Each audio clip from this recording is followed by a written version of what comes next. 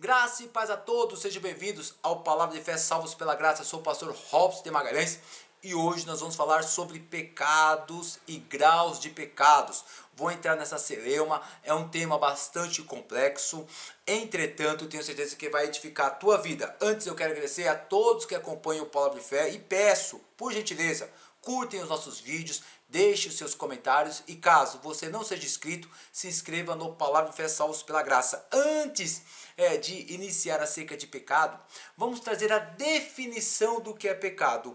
Em aulas eu gosto de trazer 4 características do que define pecado. Primeiro, é a pessoa que deliberadamente, conscientemente, prazerosamente e de uma forma costumeira, diuturnamente, realiza um ato ou atos contrário aos valores divinos. Um exemplo bastante básico que eu passo em aula, que é bastante simples, e não precisa ser pessoa cristã ou não, mas ela faz este exemplo acerca do adultério, a pessoa que tem uma prática sexual fora do seu casamento.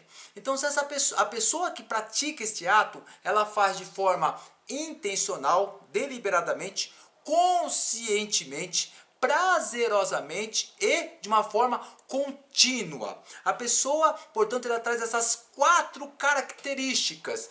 Perceba que não precisa ser cristã ou não. Ela fere um dos valores divinos, portanto, isto é pecado. E a Bíblia Sagrada, ela traz graus de pecados, divisões de pecados, inclusive traz essas características quando a gente faz toda a leitura de uma perspectiva bíblica e define alguns graus de pecados. O primeiro exemplo que eu quero passar para vocês é acerca de Mateus capítulo 12, dos versos 22 a 32. Correto, fiz aqui algumas anotações. Acompanhe na sua Bíblia. Jesus, essa passagem registrada por Mateus, de um jovem endemoniado que era cego e mudo.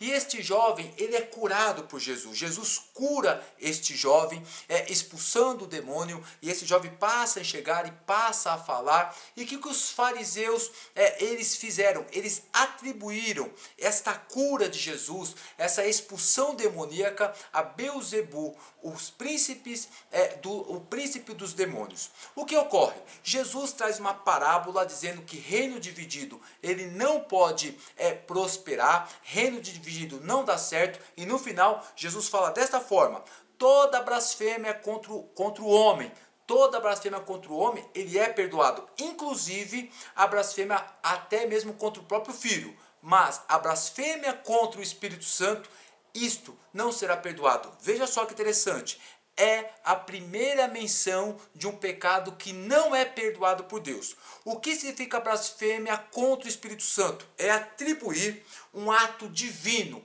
intencionalmente. A pessoa sabe que foi Deus que fez através ou por meio de alguém. Atribuir ao diabo, atribuir a Satanás. A partir do momento que esta pessoa atribui um ato de Deus, ou seja, ou uma cura, ou uma palavra divina, ou qualquer ato que seja assim, fora do aspecto humano, ou seja, um ato sobrenatural, que um grupo, esta pessoa atribui a Beelzebu, a Satanás ou ao diabo, deliberadamente, é uma blasfêmia contra o Espírito Santo, portanto, não é perdoado. É muito interessante isso. Bem como também eu quero trazer aqui o segundo exemplo em Hebreus capítulo 6, versos 4 e 6 e Hebreus capítulo 10, versos 26 e 27. É um segundo pecado também que o escritor aos Hebreus diz que é impossível alguém se arrepender. Ele diz dessa forma lá no capítulo 6, versos 4 e 6. Abre aspas. Ora, para aqueles que uma vez foram iluminados, provaram o dom celestial, tornaram-se participantes do Espírito Santo, experimentaram a bondade da palavra de Deus e os poderes da era que há de vir e caíram, é impossível que sejam reconduzidos ao arrependimento, pois para si mesmos estão crucificando novamente o Filho de Deus, sujeitando-o à desonra pública. Fecha aspas. E lá no versos 26 e 27 do capítulo 10, diz assim o mesmo escritor aos Hebreus, abre aspas, se continuarmos a pecar deliberadamente, depois que recebemos o conhecimento da verdade, já não resta sacrifícios pelos pecados, mas tão somente uma terrível expectativa de juízo e de fogo intenso, que consumirá os inimigos de Deus, fecha aspas. O que ocorre aqui nesse contexto? Na época, o imperador Cláudio estava perseguindo os cristãos, ou seja, todos os cristãos estavam sendo assassinados, mortos, porque eles não estavam abandonando a fé cristã. E o que alguns judeus cristãos eles estavam fazendo? Como os judeus e os cristãos se vestiam, se falavam, se portavam da mesma forma, eles faziam desta forma: vamos falar que nós somos judeus e nós não somos cristãos. Posteriormente, quando passar essa perseguição, nós vamos voltar ao cristianismo. Olha só que interessante. Essas pessoas que foram iluminadas pela verdade, receberam a palavra de Deus, receberam o Espírito Santo. Mais uma vez aqui tem a ênfase do Espírito Santo. E deliberadamente abandonam. O que o escritor de Hebreus fala? Que eles trazem uma desonra pública. E eles não podem ser mais reconduzidos. É impossível ocorrer o arrependimento. Esses dois exemplos são importantes e eles demonstram claramente que é impossível, ou aqui nos casos em telas, que são impossíveis essas pessoas retornarem, se arrependerem. Algumas características aqui são importantes. Primeiro, nos dois atos, tanto em Mateus capítulo 12, como em Hebreus capítulo 6 e capítulo 10, as pessoas agiram de forma deliberadas, as pessoas agiram de forma intencional, elas tinham consciência do que elas estavam fazendo, e de maneira que elas abandonavam, elas se apostatavam da verdade bíblica. No primeiro exemplo é acerca de atribuir um ato de Deus ao diabo. No segundo é abandonar Deus por meio da morte.